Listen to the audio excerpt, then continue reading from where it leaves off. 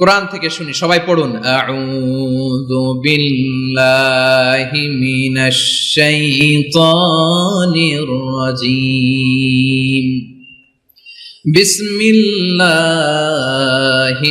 রহমানির রহিম। ইন্নাল্লাহা ইয়া'মুরু বিল আদলি ওয়াল ইহসানি ওয়া ইতাই যিল কুরবা ওয়া ইয়ানহা আনিল ফাহশাই ওয়াল মুনকারি ওয়াল বাগই ইয়া'iযুকুম লা'আল্লাকুম তাযাক্কারুন।